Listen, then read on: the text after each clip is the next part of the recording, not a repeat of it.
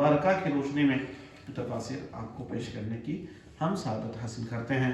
लिहाजा आज गौर से समाअत फरमाए, इस सूरह नहल शरीफ का पहला रुकू है ना। सूरह हिज्र शरीफ यहाँ ख़त्म हो चुकी है ना। सूरह हिज्र शरीफ में आपने समाअत फरमाए, जैसा कि हमने अर्ज़ किया, कौम लूत का तज़किरा आया और मुख्तसर हज़रत सालेह अलैहिस्सलाम की कौम पर जो अज़ाब आया उसका तज़किरा आया, ठीक है ना। हज़रत सालेह अलैहिस्सलाम के कौम के वो असहाब हिज्र उनको कहा जाता है, क्योंकि पहाड़ों को काट काट कर उनके पास ऐसे औजार थे, जैसे आज अपने टांग की हथौड़े होते हैं ना, तो इस टाइप के उनके पास औजार थे। उससे वो उन पहाड़ों को घरों की शक्ल दे दिया करते थे, उनको तराश तराश कर उनके अंदर क्योंकि घर की तरह उनको अंदर खोप बना लिया करते थे, रहने के लिए बिस्तर वगैरह वो सेट करते थे। आज भी वो के बाकी है उनके निशानात। अरब जो जाते हैं वो जानते हैं, मदाइन सालेह के नाम से वो एरिया आज भी मशहूर हैं।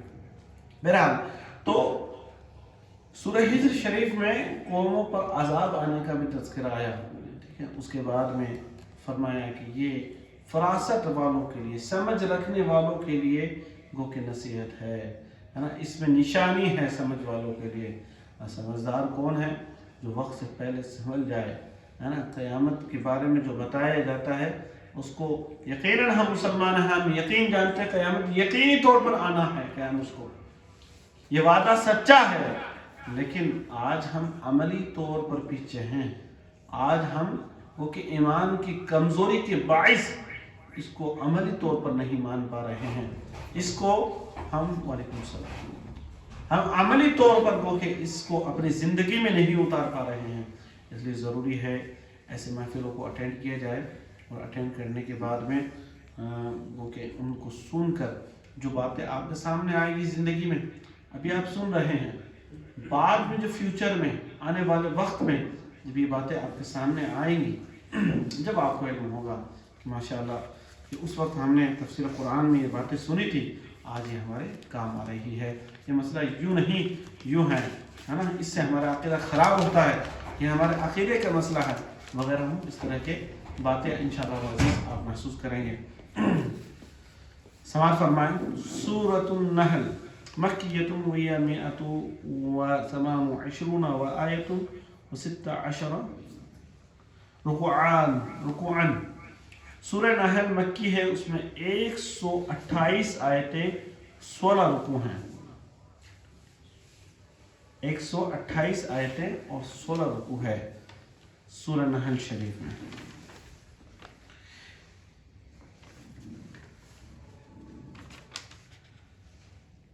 सूरह नहल मक्किया है, यानी मैंने पहले भी अर्ज किया है कि मक्किया और मदनिया ये जो लिखा हुआ होता ना, तो मक्किया से मुराद ये है कि सूरह नहल पूरी की पूरी या अक्सर आयतें मक्का शरीफ में नाजिल हुई है, इसलिए उसको मक्किया कहा जाता है ना। पूरी सूरत या अक्सर आयतें, है ना, मक्का शरीफ में नाजिल हुई है, और अक्सर आयतें या पूरी सूरत मदीना शरीफ में नाजिल हुई, उसको मदनिया कहा जाता है। समझे आप? तो सूरह नहल मक्किया है, मगर आयतें फ़आक़िबू बिमिस्लि मा उक़िबतुम बिही से आखिरी सूरत तक, है ना। यानी ये जो आयत मैंने अभी तिलावत की, इस आयत से आखिरी सूरत तक जो आयत है वो मदनिया है। मतलब आखिर की जो आयतें हैं वो मदीना शरीफ में नाजिल हुई। लेकिन मैंने क्या कहा, मक्किया की तारीफ मैंने क्या की कि मक्किया जब कहा जाता है उस सूरत को, पूरी सूरत या अक्सर आयतें, तो आखिर की आयतें सूरह नहल की मदीना शरीफ में नाजिल हुई, इसलिए पूरी सूरत को मक्किया ही कहा जाएगा ना। अक्सर चंद आयतें गो के मदीना शरीफ में नाजिल हुई इसकी, और मदीना तैयबा में नाजिल हुई। और 7,700 हर्फ हैं इसमें। कितने हैं? इसमें अक़वाल भी हैं, और सूरत में इसमें और भी अक़वाल हैं, यानी कि इसमें और भी आयतें ऐसी हैं उनके बारे में कहा गया है कि ये आयत मदीना में नाजिल हुई और ये आयत मक्का में नाजिल। इस तरह के अक़वाल भी मिलते हैं। इसमें और अक़वाल भी हैं। इस सूरत में 16 रुकू हैं। कितने रुकू हैं? 16 रुकू है, और 128 आयतें हैं, और 2840 कलमे हैं। ये कुरान का एजाज है, ये दौलत अल्लाह ताला ने मोमिनों को दी है, تو قدرداں بھی مومنوں کو بنایا ہے. اس کا حفاظت کا ذمہ رب تعالیٰ نے اپنے ذمے جو لیا نا، لیکن اس کی قدردانی کرنے والے قدردانی بھی کرتے ہیں. تو یاد رکھیں قدردانی کرنے والوں نے کیا کیا. 128 آیتیں ہیں، آیتوں کو گنا نہیں، آیتوں کو نہیں بلکہ 2840 کلمے ہیں. 2840 کلمے ہیں سورہ نحل میں، یہ بھی گن لیا ہے. اچھا یہی نہیں، اور 7700 حرف ہے. 7700 حرف ہے سورہ نحل میں. حرف کو گن لیا ہے علماء کرام نے. یہ اللہ کی نعمت کی قدردانی ہے. یہ ہمارے قدر کرنے والے علماء، حفاظ اور ائمہ کرام نے قدر کر کے اور اللہ کے کلام کے حرف کو گنا. لہذا سماعت فرمائیں جو فرسٹ آیت ہے، اس رکوع میں تقریباً 9 آیتیں ہیں. 9 آیتوں کا ترجمہ تفسیر مختصراً عرض کروں گا، چونکہ بہت سارے ایسے امور ہوتے ہیں جن کے موافق، جن کے وقت کے مطابق ہر چیز کو بیان کیا جاتا ہے. اللہ رب العزت ارشاد فرماتا ہے اتا امر اللہ فلا تستعجلوه سبحانہ وتعالی عما یشرکون. اب آتا ہے اللہ کا حکم تو اس کی جلدی نہ کرو. اب ہوا یہ کہ بھی سورہ ہجر میں عذاب الہی کا بیان ہوا. قوم لوط پر عذاب آیا، قوم صالح پر عذاب آیا، حضرت شعیب علیہ السلام کی قوم پر عذاب آیا، عذابوں کا ذکر آیا. لیکن وہاں بھی آپ نے سنا ہوگا کہ رب اللہ کے حبیب صلی اللہ علیہ وسلم سے مذاق کرتے تھے. وہ کفار مذاق کرتے کہ اگر آپ واقعی میں اللہ کے نبی ہیں تو ان پہاڑوں کو ہٹا دیجئے تاکہ ہم لمبے چوڑے میدانوں میں کھیتی کریں. جو مکہ شریف جو شہر مکہ ہے، وہ چاروں طرف پہاڑوں سے گھرا ہوا ہے، وہاں کھیتی باڑی نہیں ہو سکتی ہے. ٹھیک ہے نا، مین شہر مکہ میں. تو ان پہاڑوں کو ہٹا دیجئے، ہمارے پوروجوں کو زندہ کر دیجئے. ہمارے آبا و اجداد جو دنیا سے رخصت ہو چکے ہیں ان کو زندہ کر دیجئے تاکہ ہم ان سے پوچھیں کہ بتائیے تو یہ نبی ہے کہ نہیں. دیکھو کیا کہہ رہے ہیں کہ زندہ کر دیجئے. آپ زندہ کر دیں گے تو ہم آپ کی نبوت پر ایمان نہیں لائیں گے، بلکہ جن کو زندہ کیا آپ نے ان سے پوچھیں گے بتاؤ محمد صلی اللہ علیہ وسلم اللہ کے نبی ہے. معاذ اللہ. اس گو کے درجہ کے وہ کہ کافر ہے نا، ٹھیک کافر تھے. تو بہرحال عرض کرنے کا مقصد یہ کہ اللہ نے جگہ بجگہ عذاب الہی کا ذکر آیا. حضور پاک صلی اللہ علیہ وسلم کو وہ کہ تسلی دی اللہ تعالیٰ نے. اب وہ بھی آپ سے مذاق کرتے ہیں، ہے نا. بعض مسلمانوں لگنے لگا یار ان کی خواہش پوری کیوں نہیں کر دی جاتی ہے، ان کی خواہش پوری کیوں نہیں کر دی جاتی ہے. ان کی خواہش کو پورا کر دینا چاہیے. ان پہاڑوں کو ہٹاؤ تاکہ یہ کھیتی باڑی کریں، ان کے باپ داداؤں کو زندہ کر دینا چاہیے. اس میں تو کوئی شک نہیں ہے حضور پاک صلی اللہ علیہ وسلم اللہ کے سچے نبی ہیں. تو اللہ تعالیٰ نے پھر فرمایا نہیں، تم نہیں جانتے، یہ استہزاء کرتے ہیں، ان کو ایمان لانا ہی نہیں ہے، یہ تو ہیلے بہانے کر رہے ہیں. ان کو ایمان لانا ہوتا تو حضور پاک نے معجزات بھی کوئی کم نہیں دکھائے ہیں، ہے نا.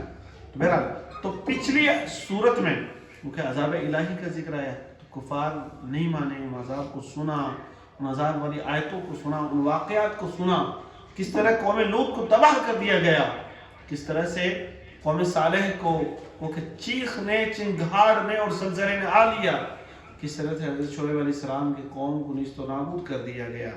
لیکن اس کے باوجود کیا کہتے ہیں یہ ہے نا، اللہ تعالیٰ فرماتا اب آتا ہے اللہ کا حکم تو اس کی جلدی نہ کرو. حکم سے کیا مراد ہے؟ ٹھیک ہے، سب سے پہلے یہ جان لیں یہ آیت کیوں نازل ہوئی. تو صاحب تفسیر فرماتے ہیں کہ کفار نے عذاب موعود کی نزول اور قیامت کے قائم ہونے کے تعلق سے بار بار کہا وہ آپ کا عذاب کہاں ہے نا. آپ کے رب نے جو وعدہ کیا ہے آپ سے وہ وعدہ آیا نہیں ابھی تک. ٹھیک ہے، تو اب اس کا بار بار وہ تذکرہ، وہ بار بار اس کو طلب کرتے ہیں. تو اللہ تعالیٰ فرماتا ہے اب آتا ہے اللہ کا حکم تم اس کی جلدی نہ کرو. اچھا، اور بعض بزرگوں نے یہ بھی فرمایا، مفسرین کرام نے فرمایا کہ یہ جو عذاب نازل نہیں کیا گیا اس کی ایک وجہ تو یہ تھی حضور پاک ان میں موجود تھے. جب تک اللہ کے نبی موجود ہوں گے تب تک عذاب الہی نہیں آنا ہے۔ اسی لیے ہم اہل سنت کہتے ہیں ہمارے آقا و مولا تو زندہ ہے واللہ، تو زندہ ہے واللہ، آج بھی موجود ہے۔ اس لیے اجتماعی طور پر پوری قوم پر عذاب، پوری دنیا میں عذاب نہیں آئے گا۔ ہاں عبرت کے لیے یا ڈرانے کے لیے اللہ تعالیٰ نشانیاں دکھاتا رہے گا، نشانیاں ظاہر ہوتی رہے گی قیامت کی، تو تاکہ جو ایمان لانے والے ہیں وہ ایمان لے آئیں، اور جو جن کو نیست و نابود ہونا ہے نیست و نابود ہو جائیں گے۔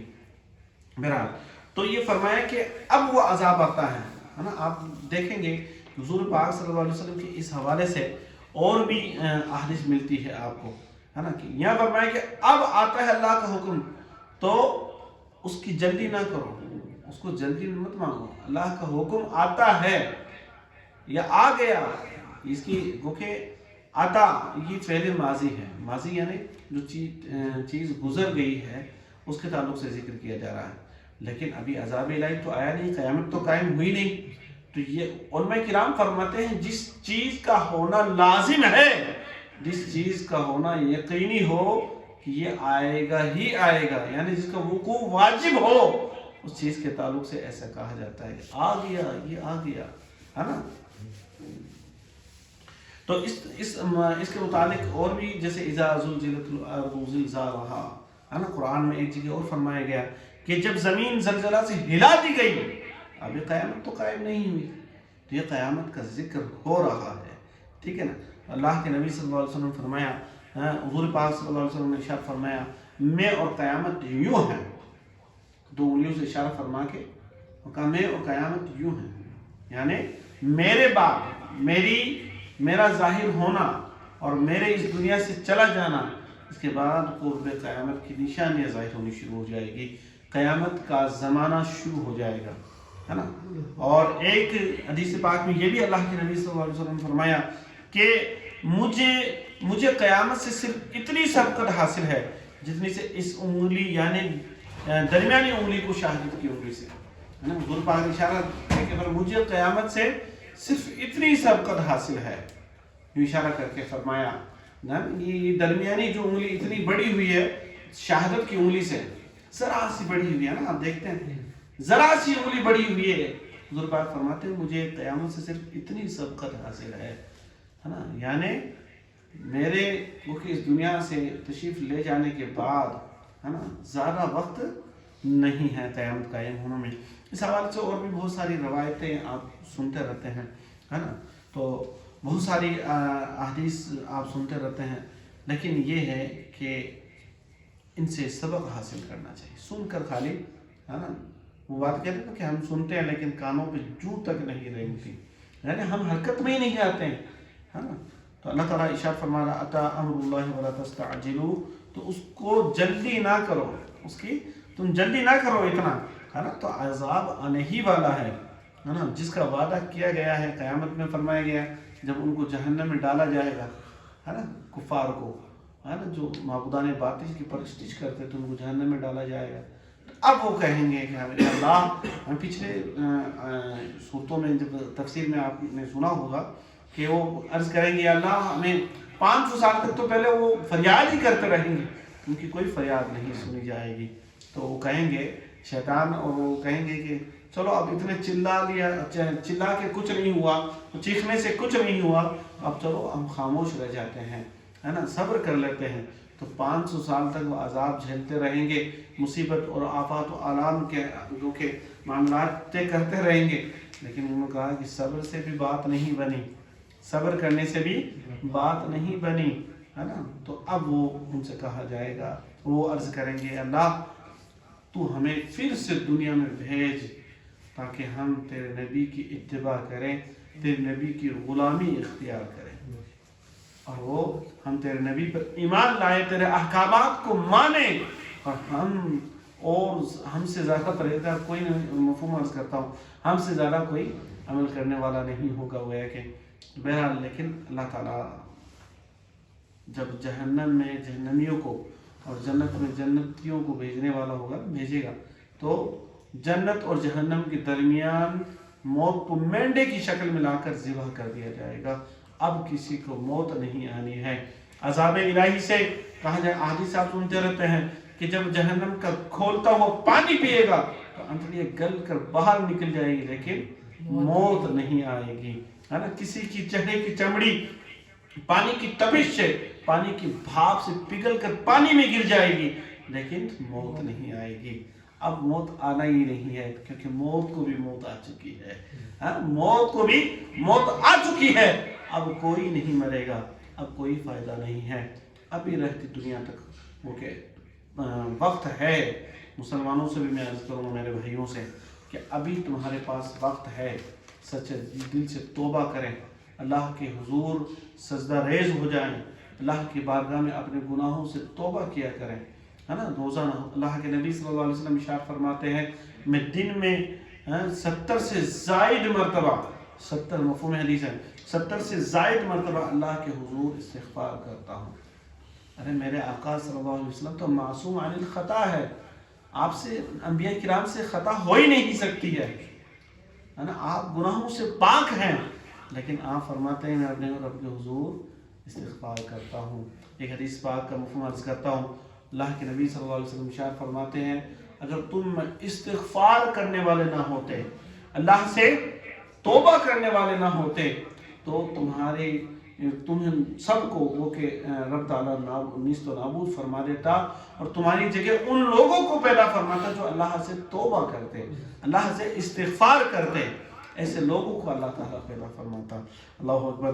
बहरहाल अर्ज़ ये कर रहा था कि क़यामत के ताल्लुक़ से जो ये कहा गया कि क़यामत आ गई, तो ये मुस्तक़बिल में आने वाला वक्त है, वो उसके बारे में कहा आता है, हुक्म आता है, यानी जो वादा जिस क़यामत का वादा किया गया है, जिस अज़ाब इलाही का वादा किया गया है, वो आ ही गया, आ गया, है ना। तो उलमा किराम फरमाते हैं या तो मरने के बाद ही से अज़ाब शुरू हो जाता है ना इन कुफार में, तो वादा मरने के मौत बहुत करीब है हर इंसान के।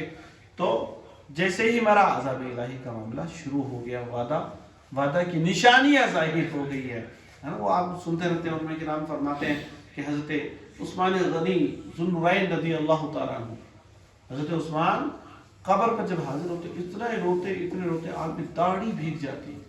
अल्लाहु अकबर। आपसे पूछा गया हज़रत क़यामत और जहन्नम का और जन्नत का, जहन्नम का और अज़ाब इलाही का जब जिक्र किया जाए, आप इतने नहीं रोते हैं, लेकिन कब्र पर आप तशरीफ़ लाते हैं तो इतना क्यों रोते हैं?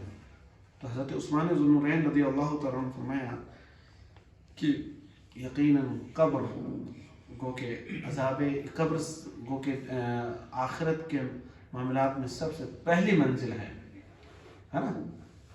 कब्र से ही निशानियाँ ज़ाहिर हो जाती है कि मैं जहन्नमी हूँ या दोज़खी हूँ या जन्नती हूँ, मेरे अमाल मकबूल है कि मरदूद है, मैं अल्लाह की बारगाह का मकबूल तरीन बंदों में शामिल हूँ या मैं बदतरीन मखलूक में से हूँ, है ना। मेरे अमाल रियाकारी और मेरी ज़िंदगी रियाकारी और दिखावे में सर्फ हुई है, या फिर मैंने अल्लाह रसूल के लिए क्योंकि कुछ अमल करके रखे हैं। तो ये कब्र ही से निशानियाँ ज़ाहिर हो जाती है, कब्र ही में उसको बता दिया जाता। तो ये आखिरत की मंजिलों में सबसे पहली मंजिल क्या है? कब्र है। इसलिए हज़रत उस्मान ज़ुन्नुरैन कब्रों पे जब जाते खूब रोया करते थे। आज तो हमने वो के कब्रों पे जाते हैं तो वहाँ कब्रिस्तान में हंसी मजाक करते हुए लोग नज़र आते हैं। लोग इस तरह से वहाँ कब्रिस्तानों में फिरते हैं या वहाँ बातें कर रहे होते हैं जैसे कि किसी बाग बगीचे में घूमने के लिए आए हैं। माज़अल्लाह रब्बिल आलमीन, अल्लाह के नबी ने जो हुक्म हमें दिया, सल्लल्लाहु अलैहि वसल्लम ने जो हमें हुक्म दिया है, वो इसीलिए दिया है ताकि हमें आखिरत की याद आए। बहरहाल सुब्हानहु व तआला अम्मा युशरिकून, पाकी और बरतरी है उसे उन शरीकों से। अब क्या हुआ कि कुफार कुरैश कुफार कहने लगे कि आप कहते हैं अजाब आ जाएगा, अजाब आ जाएगा, हमें यकीन है कि हम जिनकी पूजा करते हैं वो उस अजाब से हमें बचा लेंगे। तो यह आयत नाजिल हुई, आयत करीमा कि पाकी है और बरतरी है उसे उन शरीकों से, कि तुम कहते हो कि अजाब से हमें वो बचा लेंगे, है ना। وہ معبودان باطل ہمیں عذاب سے بچا لیں گے؟ ہرگز نہیں. اللہ رب العزت کا تو کوئی شریک ہی نہیں ہے نا. تو اللہ رب العزت کے نزدیک ہے نا اللہ کے غضب کے سامنے وہ کہ اللہ کے پیاروں کو وہ کہ وہ اس طرح کا خوف خدا ہوگا کہ قیامت میں ہر شخصیت یہ کہتی رہے گی میں اس کے لیے نہیں ہوں. حضرت آدم یہی جواب دیتے ہوئے نظر آئیں گے کہ میں اس کے لیے نہیں ہوں، میں شفاعت کرنے کے لیے نہیں ہوں. حضرت نوح علیہ السلام کی بارگاہ میں لوگ حاضر ہوں گے، وہ بھی منع کر دیں گے. اسی طریقے سے حضرت موسیٰ کلیم اللہ کی بارگاہ میں، حضرت ابراہیم خلیل، حضرت عیسیٰ روح اللہ کی بارگاہ میں لوگ حاضر ہوں گے. کہا نہیں میں اس کے لیے نہیں ہوں، ہے نا. تو تم جاؤ آخری پیغمبر حضرت محمد مصطفیٰ صلی اللہ علیہ وسلم کی بارگاہ میں جاؤ. تو حضور پاک صلی اللہ علیہ وسلم کی بارگاہ میں جب حاضر ہوں گے تو حضور پاک فرمائیں گے ہاں میں اسی کے لیے ہے نا مجھے مبعوث کیا گیا. تو جن کی ہم پوجا کرتے ہیں وہ ہمیں بچا لیں گے. تو یاد رکھیں رب تعالیٰ کی ذات کے سامنے محبوبان خدا گو کہ رب تعالیٰ کے غضب کے سامنے حضرت ابراہیم خلیل اللہ کے تعلق سے آتا ہے روایتوں میں کہ جب جہنم قیامت میں سب سے پہلے بار سانس لے گی تو حضرت ابراہیم خلیل گھٹنوں کے بل گر پڑیں گے اور اللہ سے جہنم سے پناہ مانگیں گے اللہ کی بارگاہ میں. اللہ اکبر. لیکن یہ کفار کس درجے کے کفر میں ٹھیک تھے اور کہتے ہیں کہ پاکی اور برتری ہے اسے ان شریکوں سے. تو وہ کہتے ہیں کہ ہمیں وہ معبودان باطل بچا لیں گے. ہرگز نہیں. وہ وحدہ لا شریک ہے، اس کا کوئی شریک نہیں ہے. ينزل الملائكة بالروح من أمره على ما يشاء من عباده أن أنذر أنه لا إله إلا أنا فاتقون. ملائکہ کو ایمان کی جان یعنی وحی لے کر اپنے جن بندوں پر چاہے اتارتا ہے نا. اللہ تعالیٰ جنہیں چاہے نبوت کی اور رسالت کے ساتھ وہ کہ مبعوث فرماتا ہے. اپنے جن بندوں کو چاہتا ہے نبوت اور رسالت عطا فرماتا ہے نا. فرشتوں کو وہ کہ جس ہستی کی بارگاہ میں چاہے بھیجتا ہے، جس سے چاہے نبوت اور رسالت عطا فرماتا ہے نا. ملائکہ کو ایمان کی جان یعنی وحی لے کر اپنی جن بندوں پر چاہے اتارتا ہے. تو ملائکہ کو کہا علماء کرام فرماتے ہیں یہاں ملائکہ سے مراد حضرت روح اللہ علیہ السلام یعنی حضرت جبرائیل علیہ السلام، روح الامین حضرت جبرائیل علیہ السلام مراد ہے یہاں پر ہے نا. اور کہا جاتا ہے کہ یا روح سے مراد حضرت جبرائیل علیہ السلام ہے، یا یوں کہا جاتا ہے کہ ملائکہ جو فرمایا گیا یہ ان فرشتوں کے بارے میں کہا جا رہا ہے جو حضرت جبرائیل علیہ السلام جو وحی لاتی اور وحی کے ساتھ اللہ کے کلام کے ساتھ جو محافظین فرشتے ہوتے ان کا ذکر ہے. جو فرشتے وحی کے ساتھ آتے ان سے ملائکہ سے وہ ملائکہ مراد ہیں. انا انذر انہ لا الہ الا انا فاتقون کہ ڈر سناؤ کہ میرے سوا کسی کی بندگی نہیں تو مجھ سے ڈرو. اللہ سے ڈرو اور میری ہی عبادت کرو، میرا سوا کسی کو نہ پوجو کیونکہ میں وہ ہوں کہ خلق السماوات والارض بالحق تعالی عما یشرکون ہے نا. اللہ سے ڈرو. اللہ سے ڈر کیا ہے اس حوالے سے اگر ذکر کرنے لگوں نا آپ سنتے رہتے ہیں ٹھیک ہے نا تو بات لمبی ہو جائے گی، لیکن میں عرض کروں کہ اللہ سے ڈرو. میں نے پچھلی دفعہ بھی عرض کیا تھا ان المتقین فی جنات وعیون، ہو جو آیت پاک پہ ذکر کیا تھا. متقین کون لوگ ہیں؟ اللہ سے ڈرنے والے کون لوگ ہیں ہے نا. پرہیزگار کون لوگ ہیں؟ اس حوالے سے ہم نے عرض کیا تھا ہے نا. تو اب آپ کوشش کیا کریں ان باتوں کو یاد رکھیں ہے نا ان کے ذریعے. حضرت ابن عباس رضی اللہ تعالیٰ عنہ کا ایک قول کیونکہ والد صاحب نے ہمیشہ ذکر فرماتے تھے کہ متقی تقوی پرہیزگار آدمی کون ہے کہ ایک کسی کو ڈھیلا ڈھالا جبہ پہنا دیا جائے اور پھر اس کو کہہ دے کہ کانٹے دار جھاڑیوں کے درمیان سے جبے کے کسی ریشے کو کانٹا نہیں لگنا چاہیے، تو اس جھاڑیوں کے درمیان سے گزرنا ہے آپ کو. تو متقی کی پرہیزگار کی مثال دے رہے ہیں حضرت عبداللہ ابن عباس رضی اللہ عنہ اور فرماتے ہیں کہ اب وہ کیسے گزرے گا. تو وہ جبے کو ادھر سے سمٹے گا، ادھر سے سمیٹ کر دھیان لگائے گا کہ آگے بھی کہیں کانٹا نہ لگ جائے، پیچھے بھی نہ لگ جائے، دائیں بائیں اوپر نیچے ہر طرف سے وہ فکر مند ہوگا کہیں جبے کو کانٹا نہ لگ جائے. जुब्बे का तार नहीं उधर जाए, तार ना उधर जाए, है ना। जुब्बे को जहां कांटा लगा, जुब्बे का तार उधर जाएगा।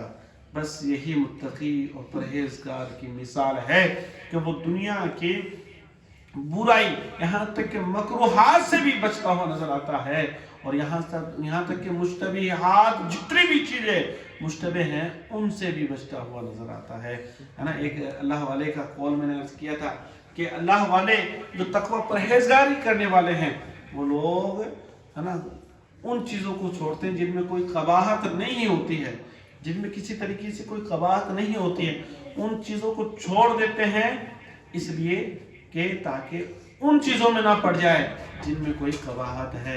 या यूँ कह लीजिए कि वो जिनमें कोई कबाहत नहीं है, उन चीज़ों को छोड़ देते हैं कबाहत वाली चीज़ों के लिए, कि कबाहत में ना पड़ जाए।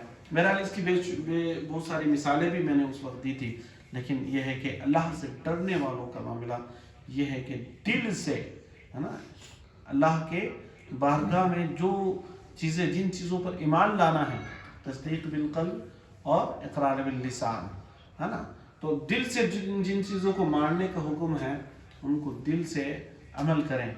अमल करने का मकसद ये है कि नमाजों के अंदर रियाकारी से बचें, ज़कात के अंदर रियाकारी से बचें, है ना। सही डरने वाला वही है कि जिस तरह से अल्लाह के नबी सल्लल्लाहु अलैहि वसल्लम ने हम तक दीन को पहुंचाया है, उसी अंदाज में, है ना, खुलूस व लिल्लाहियत अपने अंदर पैदा करके, है ना, मुखलिस बंदा बनकर अल्लाह की बारगाह में इबादत गुजारे, इबादत और रियाजत किया करें, है ना। दीन इस्लाम के कानून की पासदारी किया करें, दीन इस्लाम के अहकामात पर अमल पैरा हुआ करें, है ना। ये है असल अल्लाह की बारगाह का डर।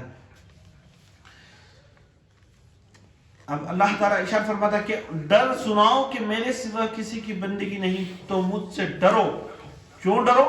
खलक़स समावाति वल अर्द बिल हक़्क़ि लअलमा अम्मा युशरिकून, उसने आसमान और ज़मीन बनाए, यानी हक़ के साथ अल्लाह ताला ने आसमान और ज़मीन को बनाया। आसमान और ज़मीन को बनाया जिनमें उसकी तौहीद की बेशुमार दलाइल है, अल्लाह के वहदहू ला शरीक होने के। पीछे मैंने अर्ज किया ना कि अल्लाह ताला ने 7 आसमान बनाए, अर्श बनाया, कुर्सी बनाया, ज़मीन को रब ताला ने बनाया और ज़मीन को मुनासिब बनाया, और ज़मीनों में कीले ठोकी यानी पहाड़ बनाए, और ज़मीनों में हरियाली उगाई, और वक्त पर बारिश बरसाई, और तुम्हें तुम्हारे ज़रूरत के सामान, ज़रूरत का खाना ज़मीन से उगा कर अता फरमाया। तो मैंने वहाँ तफसीर में अर्ज़ भी किया था कि ये जो हम सोचते हैं कि बीज डाला और उग गया, ऐसा मामला नहीं है। इसमें कुदरत की क्या क्या निशानियां हैं, अगर आपसे जिक्र करूं तो आप दंग रह जाएंगे, है ना। एक फल यूं ही नहीं उग जाता, एक गेहूं का दाना आप जमीन में बोते हैं, वो यूं ही नहीं उग जाता है, उसको रब ताला ग़िज़ाइयत फराहम करता है।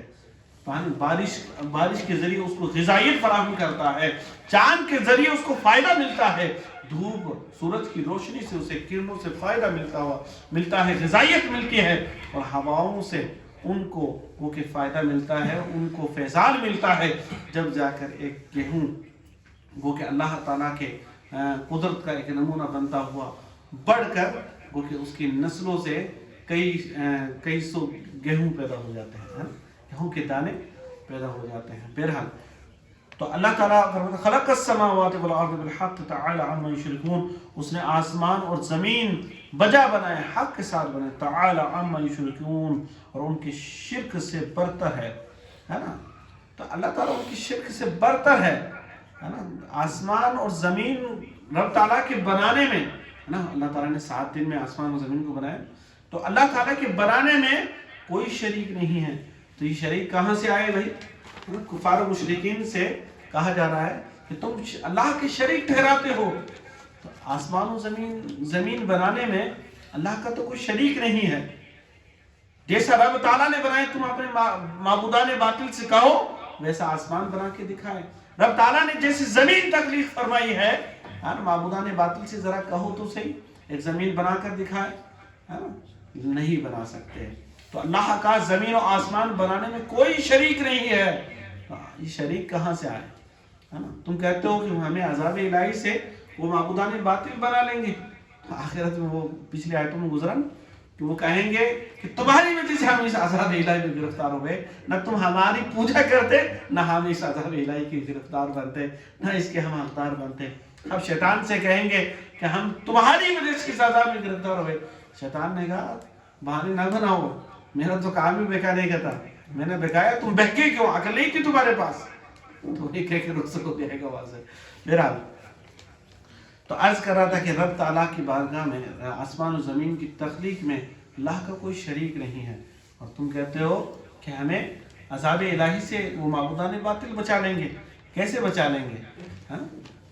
خلق الانسان من نطفۃ فاذا هو خصیم مبین، اور اس نے یعنی رب تعالیٰ نے آدمی کو ایک نتھری بوند سے بنایا، نتھری بوند سے بنایا، تو جبھی کھلا جھگڑالو ہے نا، کھلا جھگڑالو ہے۔ انسان کے تعلق سے کہا کہ نتھری بوند سے بنایا، صاف و شفاف ایک بوند سے بنایا۔ آج آدمی کو کہ کفر شرک کرتا ہے اللہ کے بارگاہ میں، اللہ کی شریک ٹھہراتا ہے نا، کفر کرتا ہے، اللہ کے احکامات کو ماننے سے انکار کرتا ہے، اللہ کے بھیجے ہوئے نبی کا انکار کرتا ہے۔ ارے یہ اصل میں آیت کریمہ کیوں نازل ہوئی؟ اس جو آیت کریمہ نے تلاوت کی نا کہ اللہ نے آدمی کو ایک نتھری بوند سے بنایا، اصل میں کیا وہ ابی بن خلف جو تھا نا، وہ منافقین، رئیس المنافقین، منافقوں کا سردار، وہ کیا کہ ایک ہڈی لے کے آیا، انسان کی ہڈی لے کے آیا حضور پاک صلی اللہ علیہ وسلم کی بارگاہ میں۔ کیا جناب آپ یہ فرماتے ہیں کہ یہ اس ہڈی کو رب تعالیٰ زندہ فرما دے گا؟ کیا آپ کا عقیدہ یہ ہے کہ اللہ اس ہڈی میں جان ڈال دے گا؟ تو حضور پاک صلی اللہ علیہ وسلم، ظاہر سی بات ہے حضور پاک صلی اللہ علیہ وسلم کا جواب رب تعالیٰ عطا فرماتا ہے اپنے حبیب کو، رب تعالیٰ وہ کہ جواب عطا فرماتا ہے اس کا، اور کہا کہ تو کہتا ہے اس ہڈی میں جان ڈالے گا؟ ارے ہڈی تو کوئی حیثیت رکھتی ہے، یہ وہ چیز ہے جس کو رب تعالیٰ نے پیدا فرمایا ہے۔ اللہ تعالیٰ نے اس کو تخلیق فرمایا اور پھر اس کو موت عطا فرمائی، یہ مر گیا، مرنے کے بعد صرف بوسے کا ہڈی بچ گئی ہے۔ اب اس کی ہڈی مرنے کے بعد گوشت گل گیا ہے، گوشت ختم ہو گیا، مٹی میں مل گیا ہے، اس کا پورا حسن و جمال۔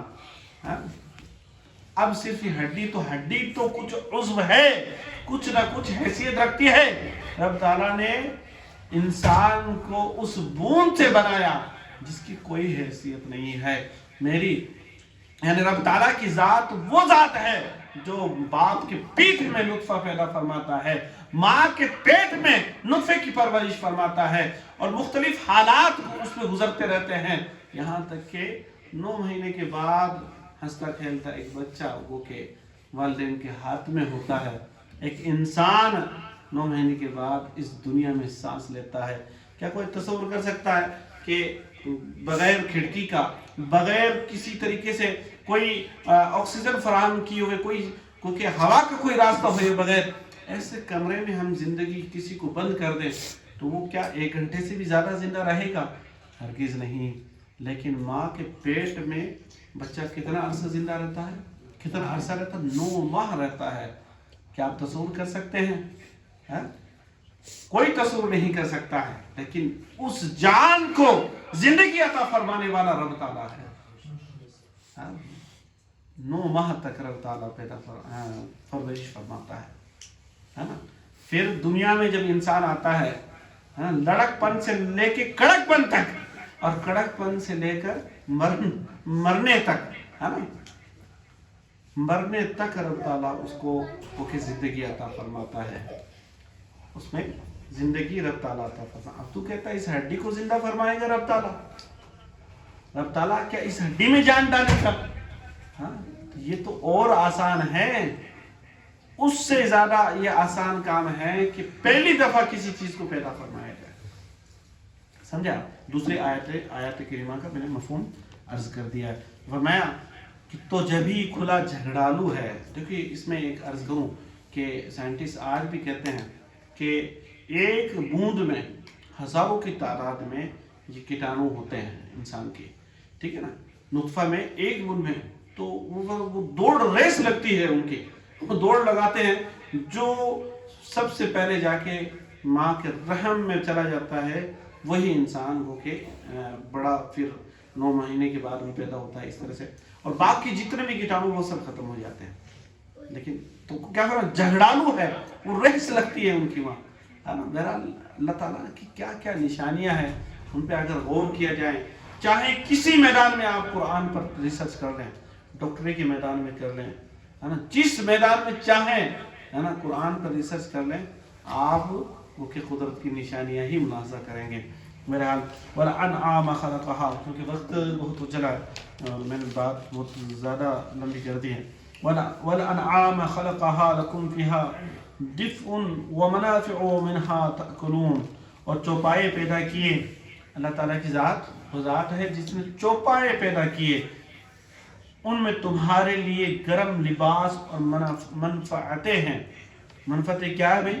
تم دودھ پیتے ہو ان سے، ان کی نسل سے تم دولت بڑھاتے ہو، ان کا دودھ پیتے ہو، ان کے اون حاصل کر کے وہ گرم کپڑے پہنتے ہو، ہے نا، تو ان سے گرم لباس اور منفعتیں ہیں، تمہیں فائدہ منافع دیتی ہیں چوپائے، بکری بھیڑ وغیرہ، وَمِنْهَا تَأْكُلُونَ، اور ان میں سے کھاتے ہو۔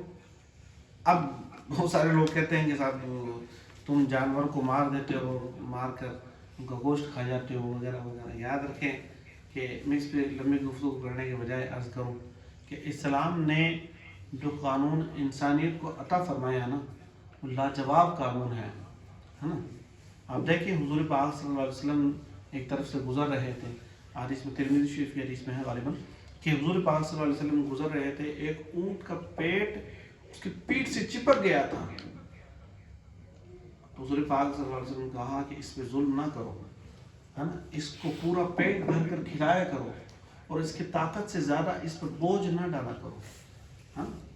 مختلف حدیث آپ کو مل جائے گی، میں عرض کروں اس پر۔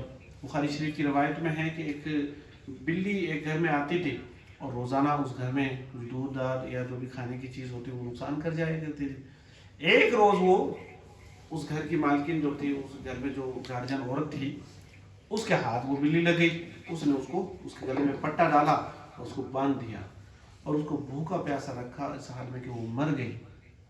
اللہ کے نبی نے فرمایا جب قیامت قائم ہوگی تو اس کو جہنم میں بھیجا جائے گا، وہ جہنمی عورت ہے نا۔ اسی طریقے سے کہا جاتا ہے کہ ایک کتا مر رہا تھا پیاس، زمین گیلی مٹی میں گیلا پن کا اثر تھا، اس کو چاٹ رہا تھا، کتا مرنے ہی والا تھا۔ تو ایک روایت میں آتا ہے کہ ایک آدمی گزرا، اور ایک روایت میں آتا ہے ایک بد کردار عورت وہاں سے گزری جس کے پاس کوئی نیک عمل نہیں تھے۔ یہ حضور علیہ السلام کے زمانے سے پہلے کے زمانے کی بات ہے نا۔ تو حضور پاک صلی اللہ علیہ وسلم فرماتے ہیں وہ گزر رہی تھی تو اس کو رحم آ گیا کتے پہ کہ اللہ کی مخلوق ہے، مر جائے گی، ہے نا، یہ اللہ کی مخلوق ہے، مر جائے گی۔ تو اس نے اپنا موزہ نکالا پاؤں سے اور اس کو اپنے دوپٹے کے ذریعے باندھا اور کنویں میں ڈالا، پانی نکالا اور اس کتے کو پانی پلایا۔ تو حضور پاک صلی اللہ علیہ وسلم فرمایا کہ اللہ کے مخلوق پر رحم کرنے کی وجہ سے اللہ تعالیٰ اس پر رحم فرمائے۔ تو یہ اللہ کی مخلوق ہے۔ بعض لوگ تو اس قدر ان جانوروں پر ظلم کرتے ہیں کہ انشاءاللہ میں آگے بھی ذکر کروں گا۔ تو یہ تو اس تعلق سے پہلی آیت ہے۔ اس کے بعد 3 آیتیں اور ہیں اس رکوع کی، تو پہلے ان کا ترجمہ کر دیتے ہیں، انشاءاللہ اس پہ گفتگو کرتے ہیں۔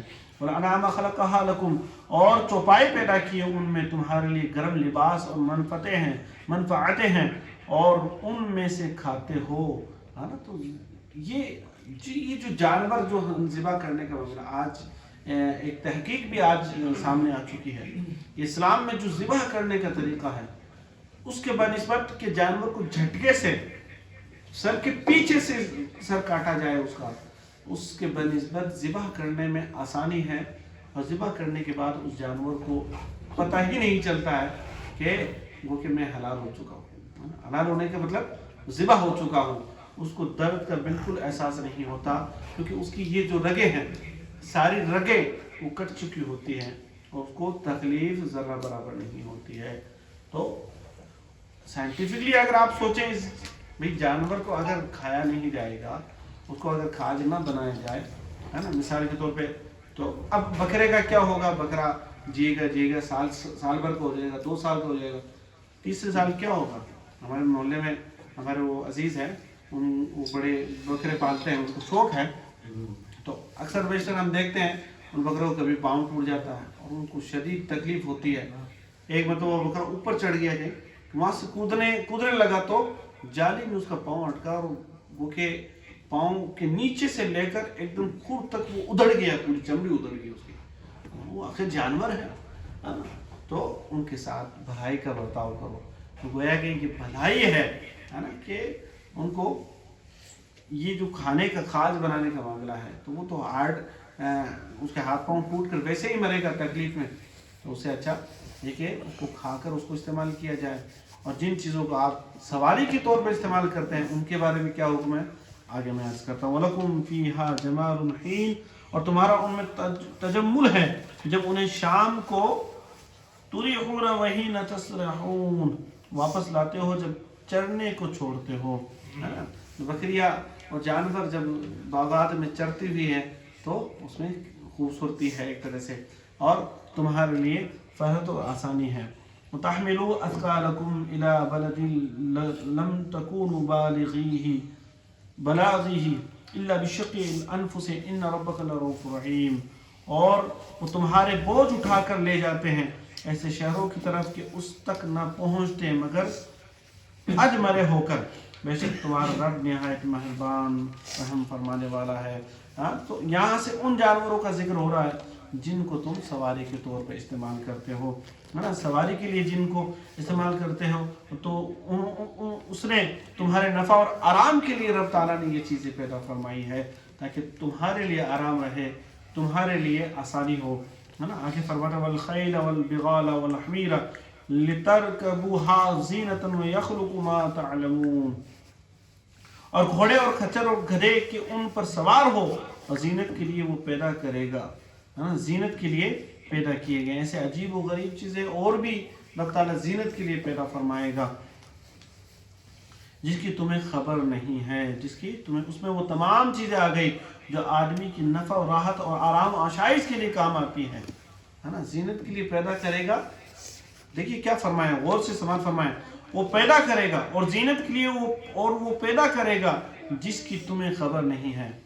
अब उलमा किराम फरमाते हैं इसमें आज जो हम ये गाड़ियों पे सवारी करते हैं, मोटरसाइकिल पे इधर उधर जाते हुए नजर आते हैं, तो ये भी आ सकती है इसमें कि जिसकी तुम्हें खबर नहीं है वो सवारी पैदा फरमाएगा रब ताला, है ना। आराम और आशाइश के काम आती है, उस वक्त तक मौजूद नहीं हुई थी, अल्लाह ताला उनको आइंदा पैदा करना मंजूर था।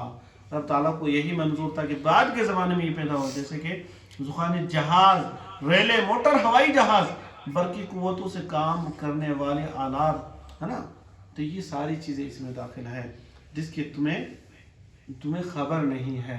इस जुमले में उलमा किराम फरमाते हैं आज का हवाई जहाज़ भी दाखिल है, आज का पानी का जहाज़ भी दाखिल है, आज तुम्हारी मोटरसाइकिल भी इसमें आ गई जो सवारी के लिए तुम इस्तेमाल करते हो। आसाइश और आराम के लिए जिन चीज़ों का तुम इस्तेमाल करते हो उन चीज़ों का इस्तेमाल करना ये इस आयत करीमा में गोया के तज़किरा आ गया है ना। वयख़्लुक़ु मा ला तअलमून, और वो पैदा करेगा जिसकी तुम्हें खबर नहीं है ना। वअलल्लाहि क़स्दुस सबील व मिनहा जाइरुन लौ शाअ लहदाकुम अजमईन। बस ये आखिरी आयत थी। और बीच की राह ठीक अल्लाह तक है और कोई राह टेढ़ी है और चाहता तो तुम सबको राह पर लाता, है ना। तो उलमा किराम इस हवाले से फरमाते हैं कि हुज़ूर पाक सल्लल्लाहु अलैहि वसल्लम ने जानवरों के ताल्लुक से जो अहकामात इस्लाम क़वानीन इस्लामिया जो बयान फरमाए हैं वो भी बड़े ही लाजवाब है। आप देखें ना, गैर कौमों में हम देखते हैं कि जानवरों को किस बेदर्दी के साथ ज़िबा किया जाता है ना, किस बेदर्दी के साथ वो के जानवरों के साथ व्यवहार किया जाता है। लेकिन अल्लाह के नबी सल्लल्लाहु अलैहि वसल्लम ने इशारा फरमाया अगर किसी ने खेत लगाया, अगर किसी ने बाग लगाया और खेत बोया और उसमें से कोई चरिंद परिंद कोई जानवर खाता है तो वो उसकी जानिब से सदका है। अल्लाह अकबर, उसकी जानिब से सदका है। और हुज़ूर पाक सल्लल्लाहु अलैहि वसल्लम ने फरमाया कि इन जानवरों को वो के ان کے بوجھ سے زیادہ، ان کی طاقت سے زیادہ ان پر بوجھ نہ ڈالو، ہے نا، ان پر رحم کرو، ان کے ساتھ نرمی کا برتاؤ کرو۔ ہم دیکھتے تھے بچپن میں کہ جو گدھے کے ذریعے کام کیا کرتے تھے لوگ، تو وہ اتنا زیادہ سامان اس گدھے پہ بیچارے پہ ڈال دیا کرتے تھے، ہے نا، اتنا زیادہ سامان ڈال دیا کرتے تھے، جب وہ بریکر آتا یا کوئی ڈالی نولی آتی تو وہ گدھا اوپر ہو جاتا اور سامان پیچھے نیچے گر جاتا تھا۔ تو لوگ لالچ میں ایسا کیا کرتے تھے، ہے نا، غریبی کے عالم میں ایسا کیا کرتے تھے۔ تو اس طرح کے معاملات میں یاد رکھیں۔ میں ایک حکایت بار بار بیان کرتا رہتا ہوں کہ ایک بزرگ نے، شاید شیخ سعدی شیرازی رحمۃ اللہ علیہ نے غالباً بیان کی ہو یا رومی نے بیان کی ہو، بہرحال میں عرض کرتا ہوں یہ حکایت ہے۔ حکایت کے تعلق سے یہ جان لینا چاہیے کہ حکایت کا کوئی، والد صاحب فرماتے ہیں حکایت کا کوئی منہ ماتھا نہیں ہوتا ہے نا، سر پیر حکایت کا نہیں ہوتا ہے۔ یہ حکایت صرف آپ کو نصیحت کے طور پر بنائی جاتی ہے نا، نصیحت کے طور پر، یا کوئی واقعہ نصیحت کے طور پر بیان کیا جاتا ہے۔ تو ایک بزرگ نے لکھا کہ ایک بادشاہ نے اعلان کیا، پچھلے دنوں میں نے عرض کیا تھا کہ ایک بادشاہ نے اعلان کیا کہ اگر کوئی میری قبر میں ایک رات گزار لے تو میں اس کو اپنی سلطنت، بادشاہ کا آخری وقت تھا، بادشاہ چاہتا تھا کوئی ایسا آدمی کو نامزد کر دیا جائے، ایسے آدمی کو وہ کہ حکومت پہ حکومت کی کرسی سنبھالی جائے، جو قدر کرے روپے کی، پیسے کی قدر کرے، ہر چیز کی قدر دانی سے واقف ہو۔ تو اس نے کہا کہ میری قبر میں کوئی ایک رات گزار لے گا تو میں اس کو یہ حکومت نام کر دوں گا۔ بہرحال ایک آدمی کے پاس صرف گدھا ہی تھا، وہ صبح اس گدھے کے ذریعے لکڑیاں لاتا، بازار میں بیچتا اور گدھے کے لیے کچھ چارہ خرید لیتا، کچھ کھانا خرید لیتا۔ بہرحال اس طرح سے اس کی زندگی گزار رہی تھی۔ اس کو معلوم ہو، اس نے کہا یار ٹھیک ہے، اپنے تو قبر میں منکر نکیر آئیں گے، زیادہ جواب نہیں دینا پڑے گا، جواب زیادہ دینا نہیں پڑے گا، بس گدھا تھا، میں تھا، صبح کھاتے شام کو پھر کماتے کھاتے، اتنا ہی معاملہ تھا، اس سے زیادہ کوئی سوال ہونا نہیں ہے۔ بہرحال تو وہ قبر میں لیٹنے کے لیے تیار ہو گیا، اس کو قبر میں لیٹا دیا گیا۔ قبر میں فرشتہ آئے، اس سے پوچھا بھائی بتا، سوال جواب ہو گئے، پھر کہا کہ بتا تو نے ایک روز گدھے کو چند منٹ تھوڑی دیر سے کھانا دیا، آخر ایسا کیوں کیا؟ اس نے کام صحیح نہیں کیا، اس لیے نہیں کیا۔ تو کون ہوتا ہے اللہ کے مخلوق کو تکلیف دینے والا؟ جواب نہیں کہ اس کے لیے 10 گرز کھانے ہوں گے، تمہیں 100 گرز کھانے ہوں گے۔ بہرحال حکایت میں لکھا ہے کہ اس نے کہا کہ نہیں 100 گرز تو بہت ہوتے ہیں، میں نہیں کھا سکتا۔ تو اس نے کہا نہیں 100 گرز ہے تو بہرحال طے ہوا کہ 1 گرز کھا لیا جائے۔ تو 1 گرز کھایا تو اس کی تاب نہ لا سکا، اور اگلے دن جب قبر کھولی گئی تو قبر سے بھاگتا ہوا نظر آیا اور کہا کہ ارے بھائی، میں پوری حکومت کا حساب اللہ کی بارگاہ میں کیسے دے سکتا ہوں، جبکہ ایک گدھے کو 5 منٹ کھانا میں نے لیٹ دیا۔ اس سوال کا جواب بھی میں ٹھیک سے فرشتوں کو نہیں دے سکا۔ میرا عرض کرنے کا مقصد ہے، بزرگان دین نے کہا کہ اللہ کی بارگاہ کی حاضری کو یقین جانو، ہاں، مرنے کے بعد سوالات ہونے ہیں، اللہ کی بارگاہ میں ہر چیز کا تمہیں حساب دینا ہے۔ اس لیے یقین جانے، اگر آپ وضو میں پانی زیادہ بہاتے ہیں جان بوجھ کر، اس کا بھی تم سے سوال ہوگا، ہے نا۔ تو اس لیے ذرے کا حساب تم سے ہونا ہے۔ کہیں ایسا نہ ہو اللہ کی بارگاہ میں تم بڑے نیک متقی پرہیزگار ہو اور اللہ کی بارگاہ میں اپنی زبان کے ایک کण کے حساب میں اٹک جاؤ اور تم پھنس جاؤ، اور پھنس گئے تو سمجھ لو گئے کام سے، ہے نا۔ اس لیے اللہ کی رحمت سے باامید رہو اور اللہ کے عدل سے ڈرتے رہو۔ اللہ رب العزت نے اگر انصاف فرمایا تو ہم یقیناً پاس نہیں نکل سکتے ہیں، ہم جنت کے قطعاً حقدار نہیں ہیں، اور اگر اللہ تعالیٰ کی رحمت غالب آئی اور اللہ کی رحمت جوش میں آئی تو ہمارے بھی بیڑا پار ہے، نہ جانے ہزاروں لاکھوں کا جو گناہ گار ہوں گے ان کا بھی وہ بیڑا پار ہو جائے گا۔ بہرحال یہ آج سورہ نحل شریف کا پہلا رکوع تھا جس میں ہم نے وقت زیادہ لیا آپ کا، چونکہ سورہ ہجر شریف کے پچھلے آخری رکوع اور کچھ لبے لباب ہمیں ذکر کرنا تھا، اس وجہ سے وقت زیادہ لیا ہم نے۔ لیکن آپ ہر مرتبہ ہر ہفتے جمعے کی عشاء کی نماز کے بعد जुमे के दिन इशा की नमाज के बाद आप ज़रूर हाजिर हुआ करें और तफसीर कुरान समाअत करें। यकीन जानिए यह आपके लिए दुनिया और आखिरत में निजात का ज़रिया बनेगी, है ना। आपके अक़ीदे की हिफाजत का एक ज़रिया है महफ़िल, आपकी अक़ीदे और आपकी ईमान की हिफाजत का एक ज़रिया है। आपको आपके बच्चे की तरबियत करने के तरीके को सीखने का एक ज़रिया बन सकती है। अल्लाह के फरामीन को सुनकर अमल पैरा होने की कोशिश करें। अल्लाह रब्बुल इज़्ज़त हमें आयत बयानात पर अमल पैरा होकर ज़िंदगी गुजारने वाला बना दे। वमा अलैना इल्लल बलाग। अस्सलामु अलैकुम।